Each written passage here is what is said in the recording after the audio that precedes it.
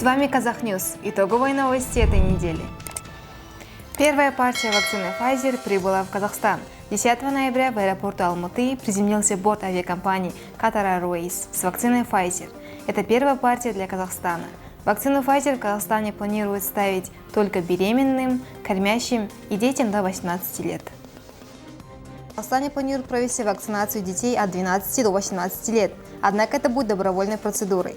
Прививать детей будут в школах только с согласия родителей. Для других категорий граждан в Казахстане доступны 3 вакцины – Вероцел, Спутник Ви и Казвак. Вакцина Pfizer разрешена для экстренного использования ВОЗ. Вакцину применяют в США, Великобритании, Канаде и Евросоюзе. Эффективность ее составляет 95%. Это уже 6-я вакцина, зарегистрированная в Казахстане.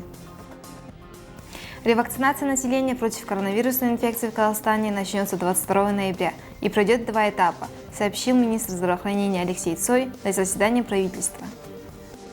22 ноября в 2 этапа. Учитывая, что в первую очередь были привиты лица из группы риска, то, соответственно, до конца текущего года с учетом сроков первичной вакцинации, ревакцинации подлежат уязвимые группы населения – медработники, педагоги, персонал и контингент МСУ, закрытых детских учреждений, сотрудники силовых структур, сообщил Алексей Цой на заседании правительства. Кроме того, к ревакцинации допускаются без учета установленных сроков лица старше 60 лет, а также лица, самостоятельно прошедшие исследования и имеющие отрицательный тест на антитела против коронавируса. В Нур-Султане с 15 ноября торгово-развлекательные центры смогут посещать только граждане с зеленым статусом. Главный санитарный врач Нур-Султана Сархат Бейсенова подписала постановление об усилении ограничительных и карантинных мер в городе. Постановление вступает в силу с 15 ноября 2021 года. Таким образом, с понедельника в торгово-развлекательных центрах Нур-Султана перестанут пускать жителей и гостей столицы с синим статусом в системе АШАК. Напомним, в минувшее воскресенье акимат Нур-Султана сообщил, что с 8 ноября в торгово-развлекательные центры и в будни, и в выходные смогут попасть только граждане с зеленым статусом в АШАК. Однако позже нововведение решили отменить, точнее отложить, поскольку документ не был согласован с главным санврачом столицы. Теперь же, судя по всему, договоренность состоялась. Президент Касым-Жомарт Токаев с двухдневным рабочим визитом прибыл в Стамбул для участия в 8-м саммите Совета сотрудничества туркоязычных государств.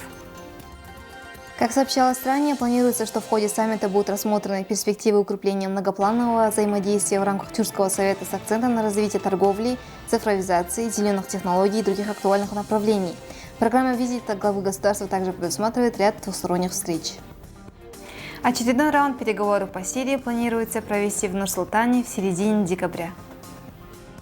Поступило обращение стран-гарантов с просьбой организовать очередные переговоры Астанинского процесса. Точные даты мы согласовываем.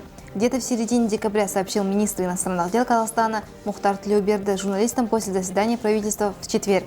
По его словам, на переговорах страны-гаранты будут представлены на уровне заместителей министров. Последний, 16-й раунд переговоров по Сирии прошел в казахстанской столице 7-8 июля 2021 года.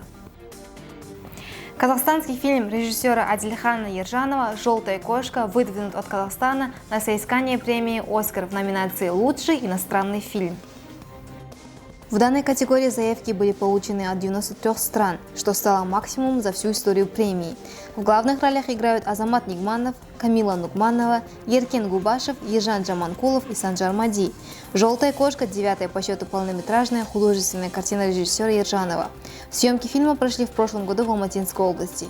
Генеральными продюсерами выступили Асель Садвакасова, Канат Бетимиров и Ербол Тойбаев. На этом заканчиваются итоговые новости этой недели. С вами Казахньюз. Подписывайтесь на нас в социальных сетях.